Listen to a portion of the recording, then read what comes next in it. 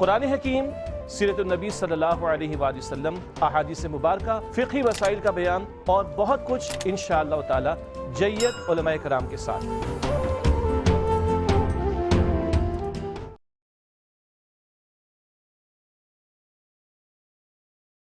بسم اللہ الرحمن الرحیم، الحمدللہ رب العالمین والصلاة والسلام علی خاتم النبیین۔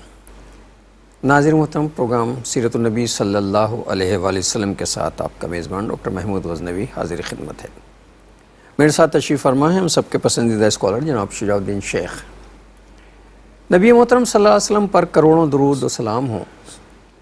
آپ نے انسانیت کو وہ دین کامل عطا فرمایا جو اللہ کی مرضی و منشا کے مطابق زندگی گزارنے کا طریقہ عطا فرماتا ہے، اور پھر آپ صلی اللہ علیہ وآلہ وسلم نے اس پر عمل کر کے دکھایا کہ زندگی یوں گزارتی ہے۔ اللہ تعالیٰ کے یہاں جو چیز نمونہ بننی ہے وہ صرف وہ ہے جو رسول اللہ صلی اللہ علیہ وسلم کی سیرت ہے۔ اللہ تعالیٰ اس کو کسوٹی بنا کر ہماری زندگیوں کو اسی کسوٹی پر پرکھے گا اور پھر ہمارے ساتھ معاملہ فرمائے گا۔ اللہ تعالیٰ ہمیں ہدایت عطا فرمائے۔ زندگی کے تمام شعبہ جات پہ نبی کریم صلی اللہ علیہ وسلم کی حیات طیبہ مقدم ہے اور اس کے سائے موجود ہیں اور ہدایت کی روشنی موجود ہے۔ پچھلا پروگرام جو آپ نے ملاحظہ فرمایا اس میں نبی کریم صلی اللہ علیہ وسلم کی حیات طیبہ کی روشنی میں خاندانی نظام پر گفتگو ہو رہی تھی، اور چلتے چلتے جو ہے ایک بات یہ بھی ہوئی تھی، مجھے یاد ہے کہ جب ہمارا آخری وقفہ چل رہا تھا، آخری وقفے کے درمیان جو ہمارا بچا ہوا حصہ تھا ختم ہونے سے پہلے، اس میں یہ ہوا تھا کہ اخلاقیات جو ہے وہ بہت اہم ہے، اور رسول اللہ صلی اللہ علیہ وسلم جو ہے معلم اخلاق تھے۔ آج ہمارے ہاں اخلاق کا معاملہ بہت ہی خراب ہے، حالانکہ جس کے اخلاق اچھے ہیں وہی بہتر ہے اور وہی رسول اللہ کا پسندیدہ شخص بھی ہوگا، چونکہ آپ نے فرمایا کہ جس کے اخلاق اچھے ہیں وہ مجھ سے قریب ہوگا۔ تو پچھلے پروگرام کے حوالے سے شجاع صاحب سے تھوڑا سا ریکیپ لیں، پھر اس موضوع پر ہم آگے گفتگو کرتے ہیں۔ السلام علیکم۔ وعلیکم السلام ورحمۃ اللہ وبرکاتہ۔ الحمدللہ، آپ خیریت سے؟ الحمدللہ، اللہ کا شکر۔ ناظرین محترم، کراچی میں بھی، چونکہ ہم کراچی اسٹوڈیو میں بیٹھے ہیں، آپ دنیا میں پتہ نہیں کہاں کہاں بیٹھے ہیں، آپ کے ہاں کیا صورتحال ہے مجھے نہیں معلوم، لیکن کراچی میں یہ ہے کہ رات میں تھوڑی سی سردی ہو گئی ہے، ظاہر اکتوبر ختم ہونے والا ہے، تھوڑی سی سردی ہو گئی ہے، دن میں تھوڑی سی گرمی ہو گئی ہے، تو یہ جو سردی گرمی کے درمیان جو کچھ گڑبڑ ہوتی ہے وہ محسوس ہو سکتی ہے آپ کو کبھی کبھی۔ پیش کی معذرت ہے، پیش کی معذرت ہے آپ سے یہ والی۔ جزاک اللہ خیر۔ بسم اللہ الرحمن الرحیم، اللہم صلی علی محمد وعلی آل محمد وبارک وسلم۔ رب اشرح لی صدری ویسر لی امری واحلل عقدۃ من لسانی یفقہوا قولی واجعل لی وزیرا من اہلی، آمین یا رب العالمین۔ گزشتہ پروگرام میں ہم نے ایک تو یہ کلام کیا تھا کہ سوشل ویلفیئر کا ایک بڑا خوبصورت تصور ہے جو دنیا ہمارے سامنے رکھتی ہے، اور سوشل ویلفیئر کا ایک بہترین تصور ہے اور ویلفیئر کا ایک بہترین میکانزم ہے جو اللہ کے دین نے ہمیں عطا فرمایا۔ ہمارا جو فیملی فیبرک ہے، ہمارا جو فیملی سسٹم ہے، وہ ایک اتنی زبردست بانڈنگ عطا کرتا ہے، ہمارے سے مراد جو اسلامی تعلیمات کے مطابق ہو، کہ جہاں کفالت کی ذمہ داری، پروٹیکشن کا معاملہ اور صلہ رحمی کا معاملہ اور ادب کا معاملہ، احترام کا معاملہ، کفالت کرنے کا معاملہ، حقوق ادا کرنے کا معاملہ، اور جسم کے اعتبار سے، روح کے اعتبار سے، عقیدے کے اعتبار سے، ایمان کے اعتبار سے توجہ کرنے کا معاملہ، ذمہ داری ادا کرنے کا معاملہ، یہ سارا میکانزم ہمارے دین نے ہمیں عطا کیا۔ اور ہم نے بات کی کہ فیملی کے اندر مرد کو کفیل بنایا گیا، ذمہ داری اس پر ڈالی گئی، اگر باپ ہے تو اولاد کی ذمہ داری اس پر ڈالی گئی، شوہر ہے تو بیوی کی ذمہ داری اس پر ڈالی گئی، اگر اولاد ہے تو ماں باپ کی ذمہ داری ان پر ڈالی گئی، بہن ہے تو بھائی کے اوپر اس کی ذمہ داری ڈالی گئی، یہاں تک کہ خالہ اگر کسی کی ضرورت مند ہو جائے تو بھانجے پر ذمہ داری ڈالی گئی، اگر پھپھی ضرورت مند ہو جائے تو بھتیجے پہ ذمہ داری ڈالی گئی۔ یہ وہ محرم والا تصور جس میں پروٹیکشن بھی ہے، کفالت بھی ہے، اور پھر یوں ایک میکانزم ہے جو ایک ایک فیملی کے اندر اللہ تعالیٰ عطا کرتا ہے۔ معاشرہ تو بعد میں آئے گا، پھر امیڈیٹ فیملی ممبرز، خاندان کے لوگ آتے ہیں، پھر اور سوسائٹی کے لوگ، پھر ریاست کا تصور آتا ہے کہ ریاست کفالت کی ذمہ داری ادا کرے ان لوگوں کے لیے جو معاشی اعتبار سے پیچھے رہ گئے ہوں۔ پھر ہم نے دوبارہ اپنے موضوع کے تحت یا پچھلی گفتگو کے تحت والدین کے تعلق سے کلام کیا، اور یہ بات بھی ہم نے ذکر کی کہ جہاں اولاد کو ماں باپ کی ذمہ داری ادا کرنی ہے، ان کا حق ادا کرنا ہے، وہاں ماں باپ کی بھی ذمہ داری کہ وہ اپنے فرائض کو اچھے انداز سے ادا کریں تاکہ کل اولاد ان کے لیے جو ہے وہ ایک اچھے انداز سے معاملہ کرنے والی بن سکے۔ ہم دیکھتے ہیں کہ ماں باپ اپنی ذمہ داری پوری نہیں کرتے اور مادہ پرستانہ سوچ کے تحت وہ بھی دنیا ہی دنیا اولاد کے سامنے رکھتے ہیں، تو پھر کل اولاد بھی ماں باپ کو بڑھاپے میں بوجھ سمجھ کر ان کو اولڈ ہاؤسز کے حوالے کرتی. تو ہم نے دونوں کے تناظر میں کلام کیا. البتہ کسی ایک کی غلطی دوسرے کے لیے غلط ہونے کی دلیل نہیں ہے. اگر ماں باپ سے کبھی خطا ہو بھی گئی تو وہ ایک طرف ہے، اولاد کو اپنی ذمہ داری ماں باپ کے تعلق سے ادا کرنی ہے. یہ دونوں کی ذمہ داری کا بھی تذکرہ ہم نے پچھلے پروگرام میں کیا. اور آخری بات یہ تھی کہ ایک وہ بے خدا تہذیب ہے کہ جہاں شریعت کا انکار، وحی کا انکار ہے، وہاں ماں باپ اولڈ ہاؤسز میں پڑھ رہے ہوتے ہیں اور کبھی کوئی بوڑھا جو ہے کتوں کے ساتھ کھیل رہا ہوتا ہے، کبھی ایک بوڑھی اپنی جائیداد کتے کے حوالے کر رہی ہوتی ہے. یہ ہم انسانیت کو جانوروں کی سطح پر آتے ہوئے دیکھ رہے ہیں. اور ایک وہ تہذیب ہے کہ جہاں اقدار ہیں، جہاں تعلیمات ہیں شریعت کے حکم کے مطابق، جس کا خوبصورت مظاہرہ ہم دیکھ سکتے ہیں اسلامی معاشرت کے اندر. گو کہ اب ہمارے معاشرے بھی وہ دجالی تہذیب کے اثر کے تحت آنا شروع ہو گئے ہیں. اللہ تعالیٰ اس سے حفاظت فرمائے.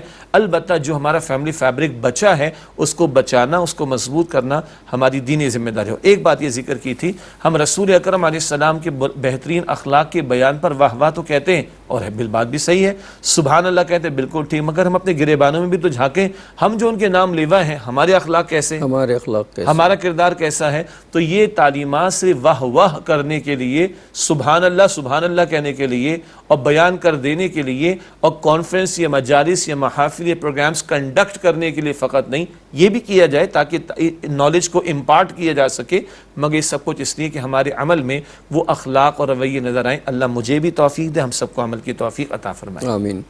تو ناظرین، یہ پچھلے پروگرام کا خلاصہ تھا جس پر ہم نے گفتگو کی تھی اور یہ سلسلہ جاری و ساری ہے. اس ساری چیز میں جو چیز سب سے اہم ہے وہ آپ نے اندازہ کر ہی لیا ہوگا کہ وہ ہے خاندان. خاندان جو ہے معاشرے کی اکائی ہے. یہ خاندان جو ہے اس کا جو ایک فرد جو ہے وہ معاشرے کا رکن ہے. اس آدمی کی تربیت اگر صحیح ہوئی تو اس کا مطلب ہے کہ معاشرے کے ایک رکن کی تربیت صحیح ہوئی. اگر ایک خاندان کی تربیت صحیح ہو گئی تو اس کا مطلب ہے ایک بہت بڑے یونٹ معاشرے کا جو اس کی تربیت صحیح ہو گئی ہے. یہیں سے ریفلیکٹ ہو کے یہ سب کچھ باہر جانا ہے. تو معاشرے میں سب سے اہم جو یونٹ ہے وہ خاندان ہے، اور خاندان کے یونٹ میں جو سب سے اہم ترین ہے وہ سربراہ خاندان ہے. اور سربراہ خاندان میں ظاہر ہے باپ ہے. اور آپ کو باپ کے نام پہ تو کبھی کبھی عجیب سا بھی لگتا ہوگا. آپ کہتے ہیں یار ابا کی بات کر رہے ہو، ابا تو بڑے غصے والے ہیں یار، ابا تو بس، اماں تو ہمیشہ کہتی ہیں آ جانے دے تیرے باپ کو ہے نا. ابا کے بارے میں تو رائے یہ ہے کہ اماں کہتی ہیں آنے دے تیرے باپ کو، آ کے پوچھ لیں گے، تیرا باپ آ گیا تو تیری کھال ادھیڑ دے گا، سمجھے. یا سربراہ خاندان جو ہے وہ اس خاندان کا وہ باپ ہے، مرد ہے. یہ الگ بات ہے کسی صاحب نے تشریح دی کہ باپ جو ہے وہ ٹین کی اس چادر کے مانند ہے، جب بارش پڑے تو وہ شور بہت کرتی ہے لیکن نیچے والوں کو بارش سے بچا لیتی ہے، سوکھا رہنے دیتی ہے، خود بھیگ جاتی ہے. باپ وہ ٹین کی چادر ہے جو گرمیوں میں تپتا تو بہت ہے، مطلب بہت تپتا ہے، بہت شور کرتا ہے، لیکن ساری دھوپ کو اپنے اوپر روک لیتا ہوں، نیچے والوں کو سایہ فراہم کر دیتا ہے.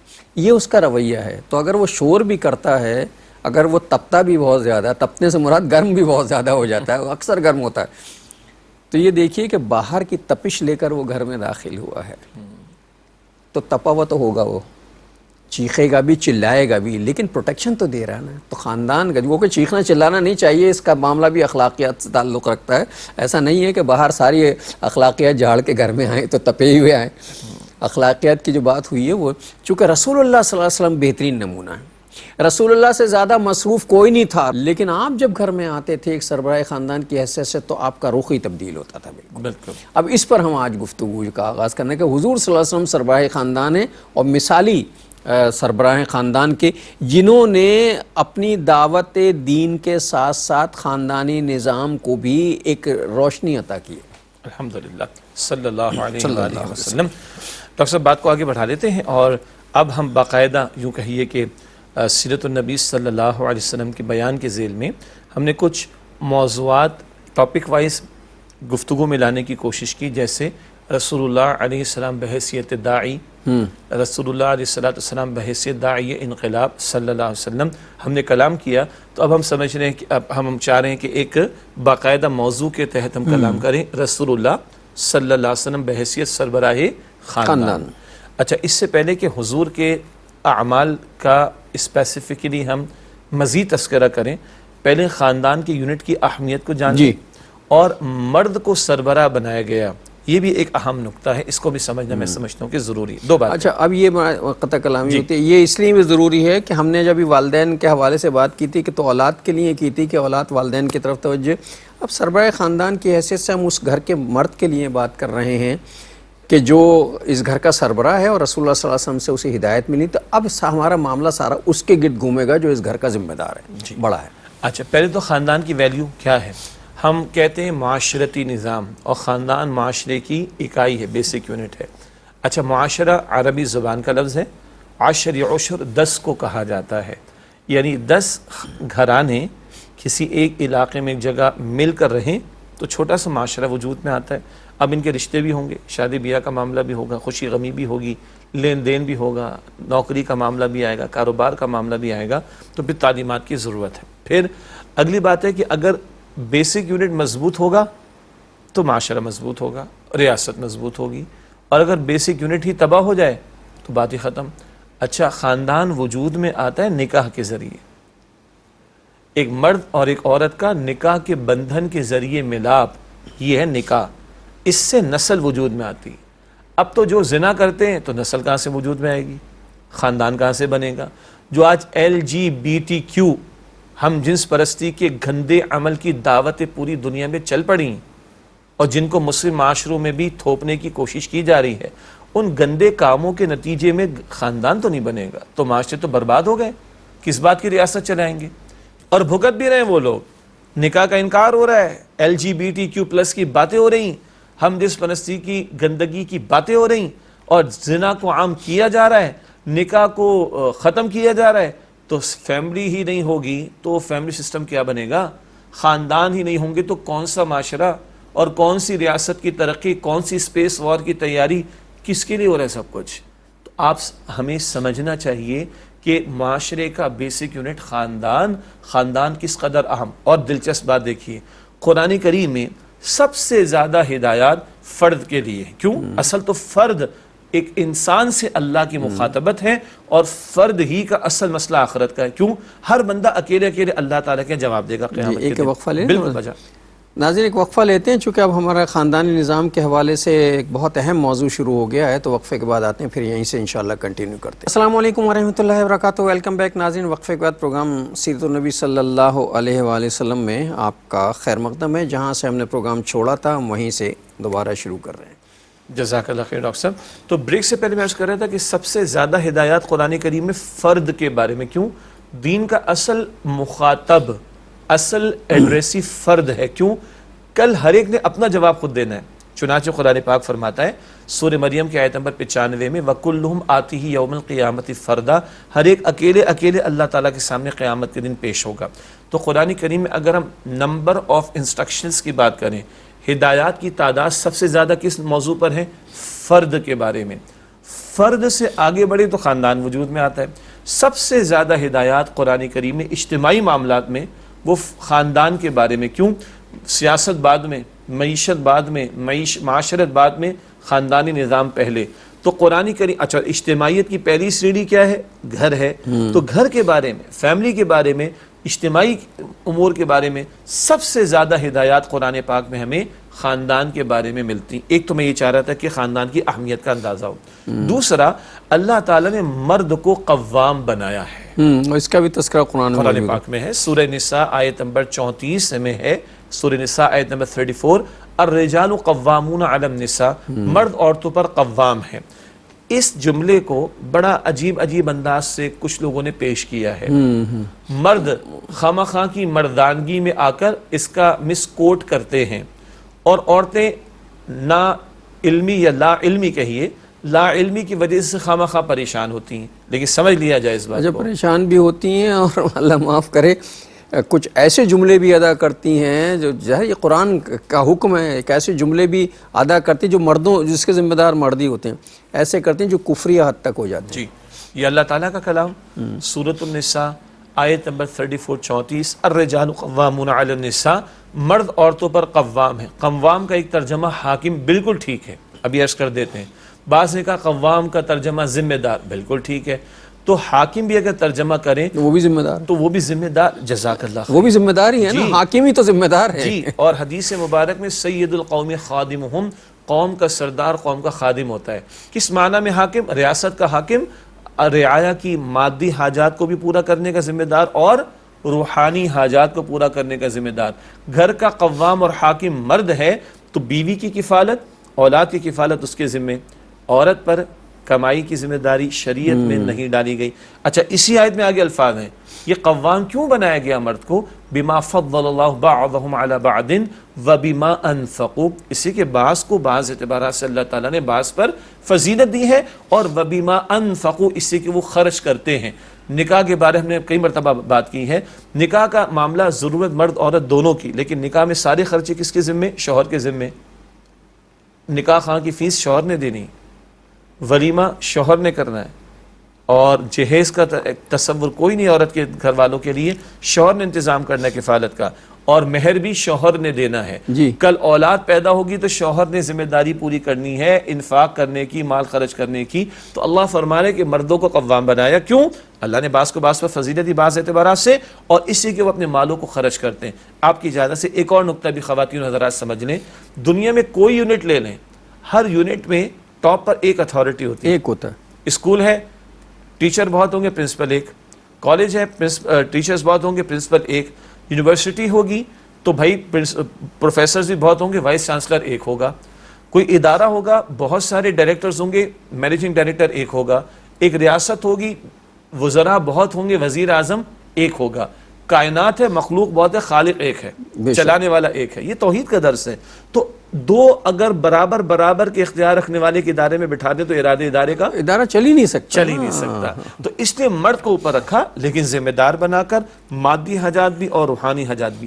ہاں، انسان ہونے کے ناطے دونوں برابر، اور مرد عورت دونوں کے لیے مواقع کھلے. کہاں؟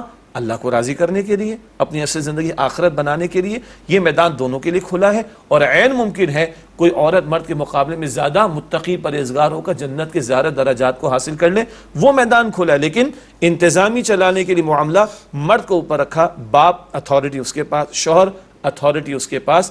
ہاں، اتھارٹی کا مطلب اتھارٹیٹیو بننا نہیں ہے، آن بورڈ دے کر چلے گا، مشاورت کرے گا. لیکن یاد رہے اللہ نے گھر کا سربراہ مرد کو بنایا، اور ذمہ داری کفالت کی، اور مادی نعمتوں کی، مادی حاجات کی، اور روحانی حاجات کی باپ ہونے کے ناطے، شوہر ہونے کے ناطے مرد پر ڈالی گئی. یہ دو بیسک باتیں میں نے چاہا کہ گفتگو میں پہلے آ جائیں.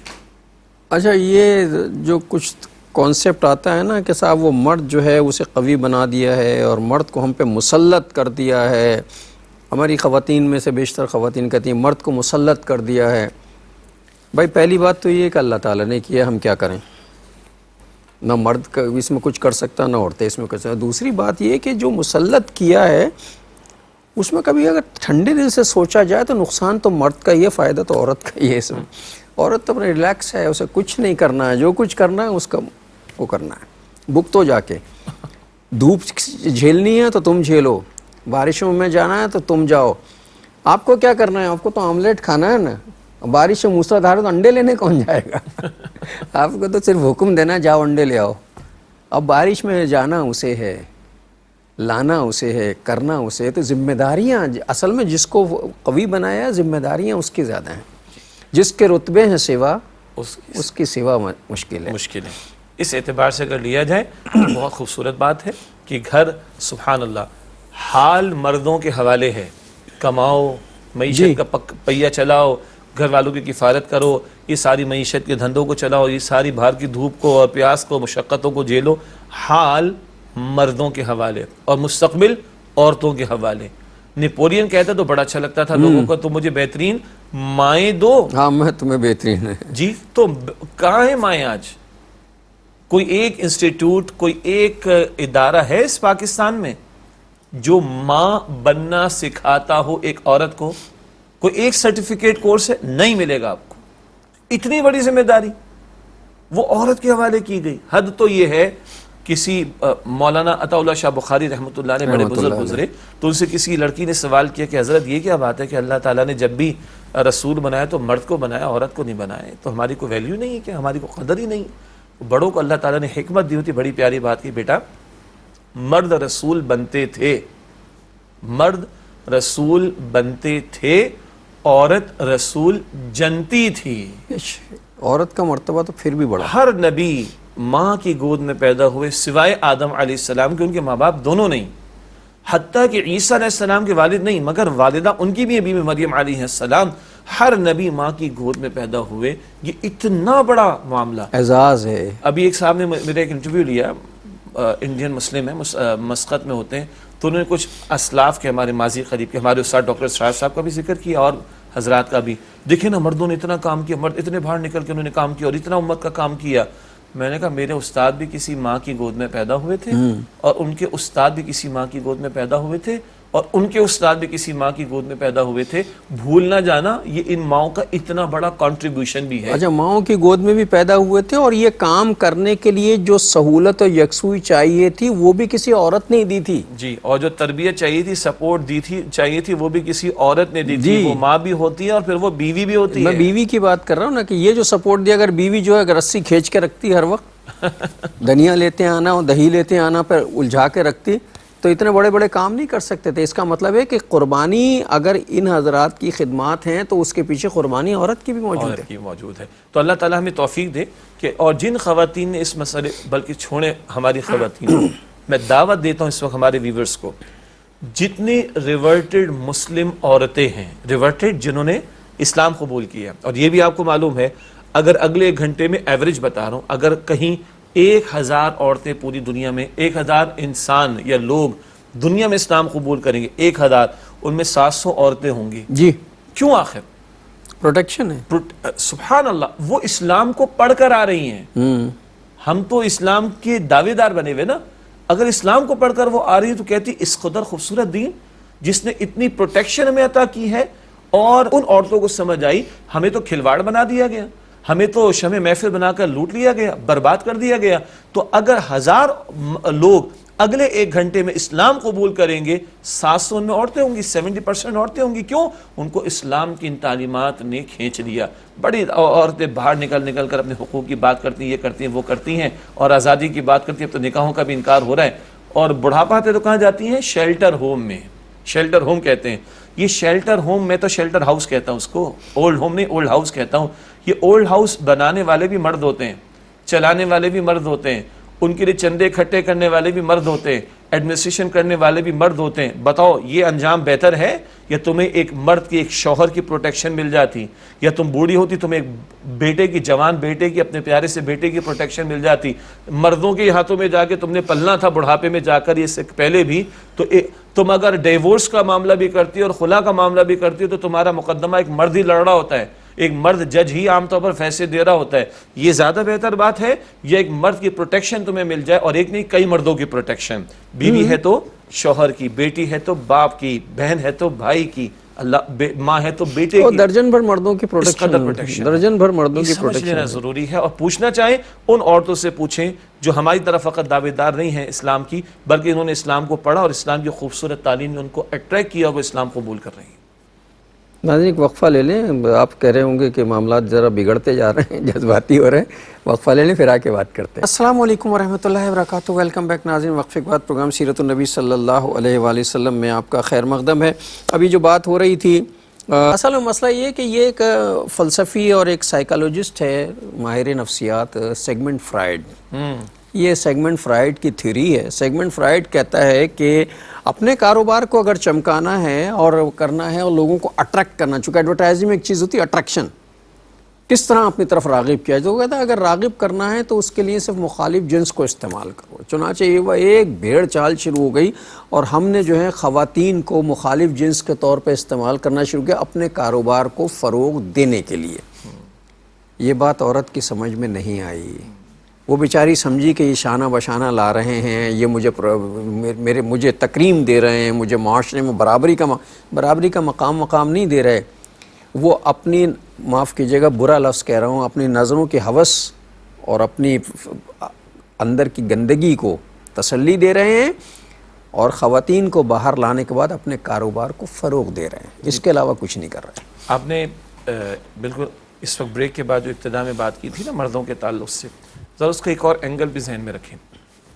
رسول اللہ صلی اللہ علیہ وسلم نے یہ دعا بھی کی ہے، سکھائی ہے، اللہم انی اعوذ بک من فتنۃ النساء، جی اے اللہ میں تیری پناہ میں آنا چاہتا ہوں عورتوں کے فتنے سے۔ کل ہی میں اسی طرح کی ایک اور حدیث پڑھ رہا تھا، مجھے یاد نہیں ہے۔ جی اسی طرح رسول اللہ علیہ السلام نے بھی فرمایا کہ میں اپنے بعد تمہارے لیے سب سے بڑا جو فتنہ چھوڑے جا رہا ہوں وہ عورتوں کا فتنہ ہے۔ یہی حدیث ہے اس معنی میں کہ عورت کے اندر ایک اٹریکشن ہے مرد کے لیے، یہ بالکل دو چاند کی طرح واضح اور یہ بات ہے۔ نیچرل ہے، فطری فنومینا ہے یہ۔ جی اور اب آپ مجھے اجازت دیجئے، اللہ کے پیغمبر صلی اللہ علیہ وسلم نے کہاں کہاں ہماری نفس پر ہاتھ رکھ کر ہماری اصلاح فرمائی۔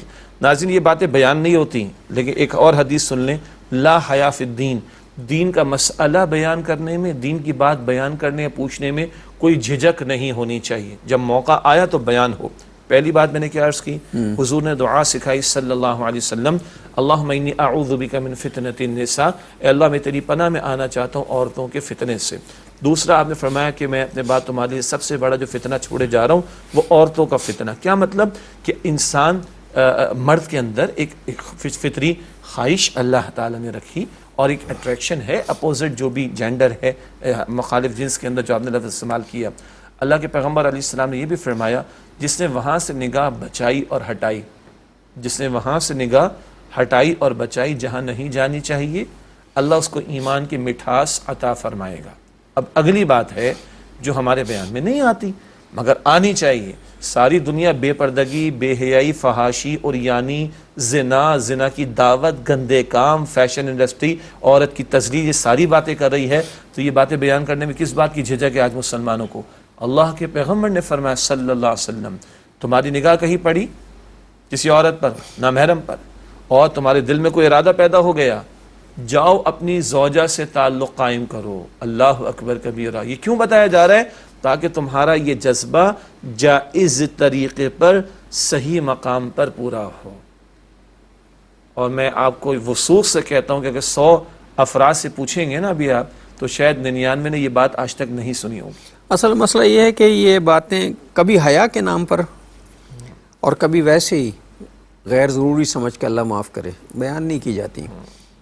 اصل میں برائیاں پھیلنے میں برائی کا تذکرہ بار بار نہیں کرنا چاہیے، لیکن اصلاح احوال کے لیے ایسی باتوں کا تذکرہ کرنا، اور جب رسول اللہ نے کہا تو میں کون ہوتا ہوں جی، میری کیا جرت اور کیا مجال کہ میں اس کا تذکرہ نہ کروں۔ اچھا ہم تو حیا کی بات کر رہے ہیں اس وقت، لیکن لوگ جب یہ باتیں کر لو کہ یار تم لوگ ایسی باتیں کر رہے ہو، مولوی ہو کے ہاں اللہ اکبر، تو مولوی نہیں کرے گا تو کون کرے گا؟ نہیں دین کا نمائندہ، دین کا داعی یہ بات نہ کرے کیا؟ یعنی میں دوبارہ ریپیٹ کر رہا ہوں، اچھا دین کا نمائندہ کیا اس سوسائٹی میں نہیں رہتا؟ ہاں اب جب یہ باتیں ہوں تو لوگ کہتے ہیں آپ لوگ یہ باتیں کر رہے ہیں، میں کہتا ہوں آپ جو ساری دنیا سے باتیں کر رہے ہیں۔ اچھا کبھی ذہن میں یہ بھی خیال نہیں آتا، مطلب ہوتا ہے نا ایک اندر ایک انسان بیٹھا ہوتا ہے، ایک زندہ انسان اندر اگر ہو، خیال آتا ہے یار یہ کسی کی ماں بیٹی ہے، بہن ہے کسی کی، بالکل ایسی جیسے میرے گھر میں میری بہن ہے، میری بیٹی ہے، ہو سکتا ہے کسی مجبوری کے تحت بیچاری نکلی ہو اور یہاں آ گئی ہو، وہ قابل تصدیق رحم بھی ہے اور قابل احترام بھی ہے، وہ اور قابل اصلاح کا معاملہ بھی اور اس قابل اصلاح تو ہے ہی ہے، لیکن قابل احترام ہے، اس کا احترام کرو، نہ جانے کس مشکل کی وجہ، ہو سکتا ہے مشکل کی وجہ سے نکلی اور اگر فیشن میں نکلی ہے، شوق میں نکلی ہے، تو اللہ تعالیٰ اس پر رحم فرمائے۔ جی اور اگلی بات کیا ہے، حیا کا بیان، حیا سے متعلق بیان آنا چاہیے۔ کیوں؟ ایمان اور حیا دونوں ساتھی، رسول اللہ صلی اللہ علیہ وسلم نے ارشاد فرمایا ایمان اور حیا دونوں ساتھی، اگر ایک چلا جائے گا تو دوسرا بھی چلا جائے گا۔ بات کہاں سے چلی تھی کہ اللہ تعالیٰ نے عورت کو مرد کی پروٹیکشن دی ہے، نکاح کا پاکیزہ بندھن اور راستہ عطا کیا۔ ہاں کسی کے شوہر کا انتقال ہو گیا، بیوہ ہو گئی، کسی کے والد کا انتقال ہو گیا، کوئی کفالت کرنے والا نہیں، تو کسی کا کوئی مرد ہے ہی نہیں کمانے والا، ایسے بچیاں ہیں، علماء اجازت دیتے ہیں، وہ کما سکتی ہے، اس کی نفی نہیں، شریعت کی حدود کا لحاظ رکھ کر، یا کسی کے گھر میں ہارڈ ٹائمز آ گئے، والد صاحب انتہائی بیمار ہیں، ایک بھائی کی کمائی پوری نہیں ہوتی تو شاید بہن کو کمانا پڑ جائے گا، یہ ایک ایکسیپشنل کیسز ہیں، ہم اس پر بات نہیں کر رہے ہیں، ہم تو اصول کی بات کر رہے ہیں کہ ہر عورت کو اللہ تعالیٰ نے مرد کی پروٹیکشن عطا کی۔ اور یہ جو بات آئی تھی نا عورتوں کے فتنے کی، یہ اس معنی میں کہ بدنگاہی بہت بڑی گناہ کی طرف لے کے جاتی ہے، اور یہ بد کلامی کا معاملہ یہ بہت بڑے گناہ کی طرف لے کر جاتا ہے، یہ اس معنی میں ہے، تو اللہ تعالیٰ نے یہ فطری جذبہ رکھا ہے مردوں میں۔ اب اگر بات آئی تو ایک اور اینگل سے بھی بات سمجھ لیں، یہ جی ہمیں تو کچھ فیل نہیں ہوتا، ہمارا تو کوئی مسئلہ ہی نہیں ہے۔ تو بھائی یا تو آپ انسان نہیں، آپ پلاسٹک کی کوئی شے ہیں، آپ لکڑی کی کوئی شے ہیں، روبوٹ ہے، آپ کو روبوٹ ہے، آپ کو مشینیں بھی، آپ میں احساس اور جذبات نام کی کوئی شے نہیں، تو پھر ہم گزارش کرتے ہیں کہ جائیں کسی ماہر نفسیات سے یا کسی ڈاکٹر اور سائیکیٹرسٹ سے اپنا علاج کروا لیجئے۔ ہاں جیتا جاگتا انسان ہے، جی، اسے بھوک بھی لگے گی، اسے پیاس بھی لگے گی، وہ بھٹکے گا بھی، اس کا ذہن بھی بھٹکے گا، اس کی نظر بھی بھٹکے گی۔ اللہ ہم سب کو ان بھٹکنے سے بچ اپنے ایمان آمین میں رکھے۔ آمین۔ اور پیغمبر فرما رہے صلی اللہ علیہ وسلم، یہ نظر، بری نگاہ، شیطان کے زہر میں بجھے ہوئے تیروں میں سے ایک تیر ہے۔ یہاں سے آغاز پہ شرمگاہ، پرائیویٹس یا تو اس کی تصدیق کرتے ہیں یا پھر اس کی تکذیب کرتے ہیں، کہاں تک معاملہ جاتا ہے۔ ناظرین محترم، اللہ تعالی ہم سب کو محفوظ رکھے، اور جو گفتگو شروع ہوئی تھی اب چونکہ وہ بڑھتے بڑھتے یہاں تک آ گئی، اور ضروری بھی تھا کہ ایسی بات کی جائے، اب اتفاق یہ کہ پروگرام کا وقت ختم ہو گیا تو حدیث ہدیہ کروا دیتے ہیں، پھر انشاءاللہ زندگی بخیر رہی تو اگلے پروگرام کا یہاں سے آغاز کریں گے۔ نبی مکرم صلی اللہ علیہ وسلم ارشاد فرمایا، بخاری شریف میں حدیث ہے کہ اذا لم تستحی فاصنع ما شئت، جب تم میں حیا نہ رہے تو تم جو چاہو سو کرو۔ حدیث شریف مکمل، حیا گئی تو جو تباہی آئے گی وہ کم ہوگی۔ یہ حضور ارشاد فرما رہے، اللہ ہم سب کی حیا اور ہمارے ایمان کی حفاظت فرمائے۔ آمین یا رب العالمین۔ اور ناظرین محترم، اس کے ساتھ ہی ہمارے آج کے پروگرام کا وقت ختم ہوا۔ اگلے پروگرام تک کے لیے جناب شجاع الدین شیخ اور اپنے میزبان ڈاکٹر محمود غزنوی کو اجازت دیجیے۔ اللہ نگہبان، والسلام علیکم ورحمۃ اللہ وبرکاتہ۔